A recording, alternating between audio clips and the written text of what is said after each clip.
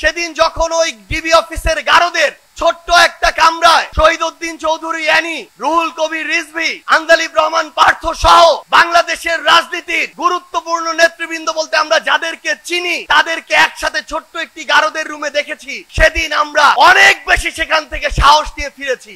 কিন্তু এখন যখন এই অভ্যুত্থান পরবর্তী বাংলাদেশে আমরা দেখি যে হাবিবুর রহমান, ফজলুর রহমানরা ফ্যাসিবাদের টোনে কথা বলে, তখন আমরা আবারও আশাহত হই। আমরা বিশ্বাস করি তারা শুধু দুইজন ব্যক্তি, তারা কোন দলের প্রতিনিধিত্ব করে না, এবং আমরা বিশ্বাস করতে চাই তাদের এই টোনের বিরুদ্ধে ব্যবস্থা নিয়ে জাতীয়তাবাদের শক্তি বিএনপি দেখিয়ে দিবে তারা কোন ফ্যাসিবাদের টোনকে আর জায়গা দিবে না। আমরা যখন ছোট ছিলাম, স্কুল কলেজ বিশ্ববিদ্যালয়ে পড়তাম, আমরা দেখেছি ওই জেলখানা থেকে বের হয়ে কিভাবে বুক টান করে, সিনা টান করে এই শহীদ উদ্দিন চৌধুরী অ্যানিরা সামনে ওই আদালতের সামনে হাজিরা দিতে যেত। তার ওই হাঁটার দৃশ্য আমাদেরকে শিহরিত করে তুলেছিল। কিন্তু আমরা যখন দেখি আমরা একটা অন্যায়ের প্রতিবাদ করলে, আমরা সত্যি কথাটা তুলে ধরলে, আমরা যখন যৌক্তিকভাবে সমালোচনা করি, তখন আমাদের বিরুদ্ধে 10 কোটি টাকার মানহানির মামলা দেওয়া হয়। তখন আমরা মনে করি এগুলো হচ্ছে আমাদেরকে ভয় ভীতি দেখানোর লক্ষ্য। আমরা এটাও বিশ্বাস করতে চাই এই যে কিছু মানুষ যারা এই কাজগুলো করে, আমরা বিশ্বাস করতে চাই তারা বিএনপির প্রতিনিধিত্ব করে না। আমরা বিশ্বাস করতে চাই তারা অতি উৎসাহী হয়ে ফুটেজ খাওয়ার আশায় এই কাজগুলো করছে। কিন্তু আমরা তখনই সেটা বিশ্বাস করতে পারবো যখন দেখব এসব লোকদের বিরুদ্ধে ওই সেন্ট্রাল কমান্ড থেকে উপযুক্ত ব্যবস্থা নেওয়া হয়েছে। সেদিনে আমি একটি লেখা লিখেছিলাম। লেখার 2টা পার্ট ছিল, কারণ ঘটনা 2টা ছিল। আমাদের একজন সাংবাদিক ভাইকে বিএনপির ওইখানকার স্থানীয় একজন কর্মী আহত করেছে, এটা ছিল প্রথম প্যারা, যেটা সত্য। দ্বিতীয় প্যারা ছিল স্থানীয় একজন, আমি লিখেছিলাম চাঁদাবাজ সন্ত্রাসী। আমি স্পষ্ট করে লিখেছিলাম চাঁদাবাজ সন্ত্রাসী আমার আরেকজন সাংবাদিক ভাই তুহিনকে গলা কেটে হত্যা করেছিল। যখন আমি কয়েক ঘন্টা পরে দেখলাম ওই লোকটি চাঁদাবাজ সন্ত্রাসী নয়, ছিনতাইকারী সন্ত্রাসী, তখন আমি সেটি ঠিক করে দিয়ে লিখেছিলাম ছিনতাইকারী সন্ত্রাসী।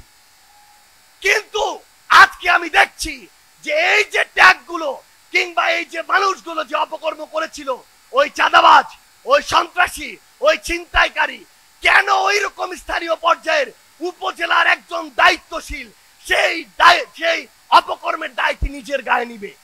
এটা তো আমরা শুধু বিএনপি নয়, কোন রাজনৈতিক দলকে উদ্দেশ্য করে বলিনি।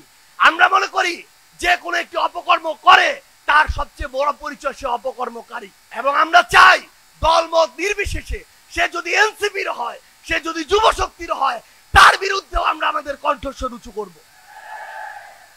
আমরা আমাদের মিডিয়ার যারা ভাইরা আছে, আমরা দেখেছি কয়েকদিন আগে কিভাবে মিডিয়া আবার ওই 5ই আগস্টের পূর্বের যে রূপ, সেই রূপ যে কোনো সময়ে উদ্দেশ্য প্রণোদিত ভাবে দেখাতে পারে।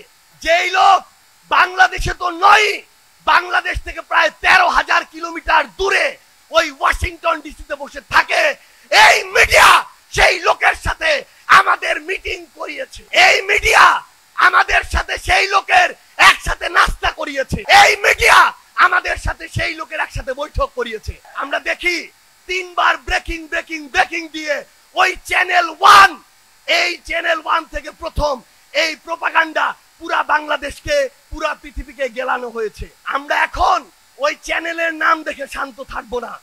আমরা দেখবো ওই চ্যানেলের মালিককে। আমরা দেখেছি ওই চ্যানেল 1 এর মালিক হচ্ছে গিয়াসউদ্দিন আল মামুন। আমরা দেখবো ওই গিয়াসউদ্দিন আল মামুনরা কার ছত্রছায়ায় এত বড় প্রোপাগান্ডা করার সাহস পায়। আমাদেরকে মিডিয়া কর্মীরা এটা পর্যন্ত বলেছে, ভাই আমরা কনফার্ম উনি দেশে নেই, কিন্তু উপরের চাপ আছে, আমাদেরকে ব্রেকিং দিতে হয়েছে। আমরা সেই সকল head of multimedia, head of news, ওই প্রোডিউসার, ওই মালিকদের বলতে চাই, এই বাংলাদেশে এসব অপকর্ম করে আপনারা আর পার পাবেন না। আর আমরা ছাড় দিব না, ওই গোড়ায় গিয়ে আমরা হাত দিব। আমরা আরেকটি কথা স্পষ্ট করে বলি, আজকে নাকি সিআইডি কে তদন্তের দায়িত্ব দেওয়া হয়েছে। সিআইডি কে তদন্ত করতে বলবো, যেই লোক বাদী হয়ে এই কাজ করেছে সেটাও একটু যাচাই করবেন।